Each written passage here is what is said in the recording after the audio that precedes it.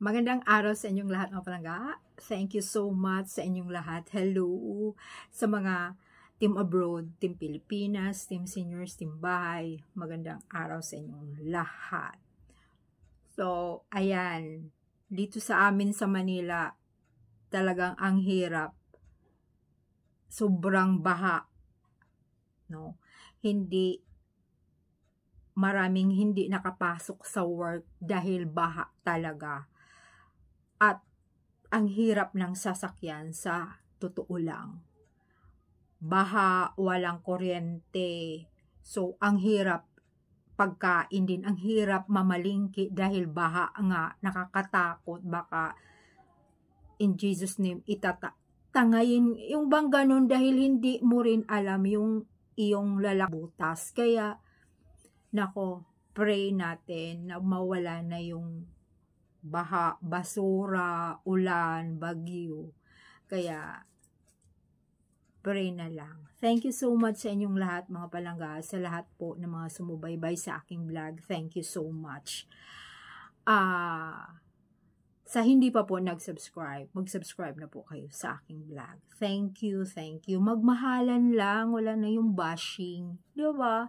Kasi alam nyo, kita naman natin ang panahon na kailangan magpakabait. Di ba ganun?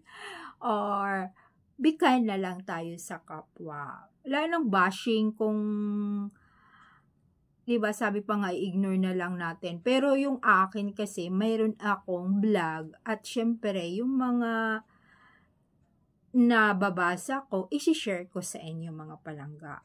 So, ito, isi-share ko lang dahil nabasa ko na sumubra pala ang bashing ni Alden, kay Alden, noong tanggap siya ng awards ng Guillermo. Maalaala nyo, binigyan siya ng awards. So, ang kaano din niya, di ba? King or ano siya, siyempre queen din yun si Catherine. So, naalaala nyo, yung nabanggit ko na rin yun na hindi napasalamatan ni Alden si Catherine. So, sa lahat kasi, so grabe pala ang bashing noon. Pero, alam nyo, napakabait. Hindi lang, syempre lalaki si Tisoy, hindi siya dakdak ng dakdak. At minsan lang siya magsasalita. Pero, galing sa puso niya, pag magsalita siya, malalaman mo naman din po ba, mga palangga, na sincere, kung sincere ang tao na yun.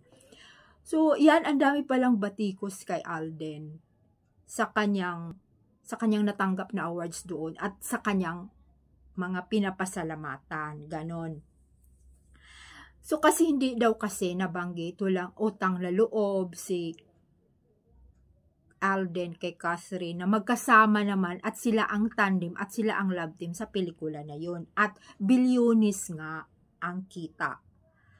Alam ko, nabasa ko rin 1.6 billion. So, napakalaki, pinakamalaki.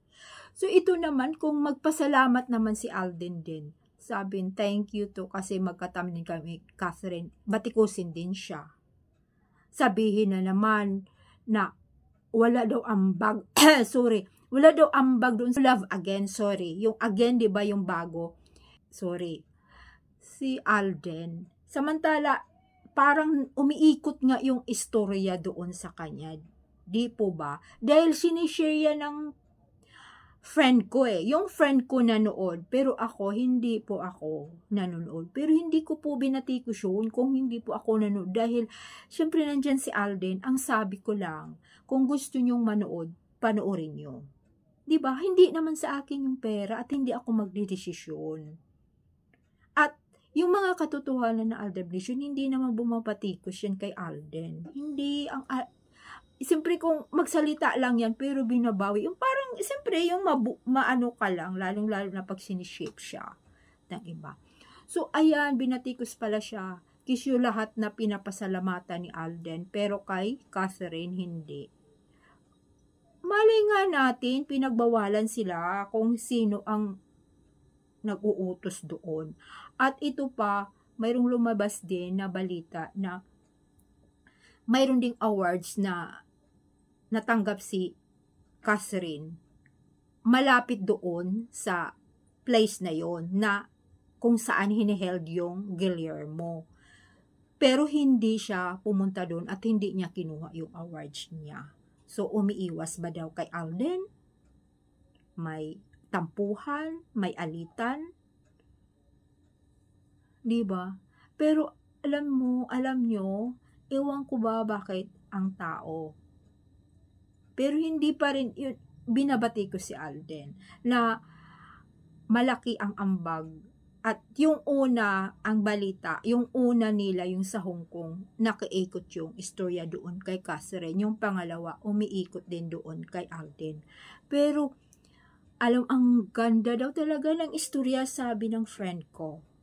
Parang kay Alden lahat ang nakafocus doon. So, ang dami niyang, parang nga daw, lang si Catherine doon eh. Yung bang, yung tumutulong lang. Kasi ang daming palagi si Alden ang nakafocus doon sa film na yun. Yun daw ang katotohanan. So, sana yung mga bumabatikos na, syempre, hindi rin naman natin alam kung sino yun. Pero yung iba kasi nagko-comments doon sa post na yun, mga fans ng kabila, na wala nga daw utang na loob si Alden. At user, ito pa, user si Alden. Payag kayo mga palangga, comments lang kayo na user si Alden, ginamit lang si Catherine sa pelikula na yon para magiging patok sa takilya. User si Alden. Yan ang sabi ng mga sarswilistas or yung mga bumabatikos sa kanya. Pero sa atin, alam natin matinong tao si Alden, hindi nagsasalita. Diba mga palangga? Pero, alam ng mga, sino ba ang yumayaman doon? Diba yung mga producers? Or lahat? Sila Alden, binabayaran lang yun. Diba kasi artista lang sila. Yung nagpo-produce doon, yung may mga anlalakay ng mga doon kumita, yung gumastos doon, kung sino-sino, yun ang malaki ang talaga kita, di ba, mga palangga. So, ganun. Kaya, tuloy pa rin ang ating suporta kay Tisoy, kahit na wala silang Tisoy at Main, kasi tayo, Aldab Nation, kahit wala silang project together. Thank you so much sa inyong lahat mga palangga at tuloy-tuloy pa rin ang ating pagsuporta sa dalawa. Bye!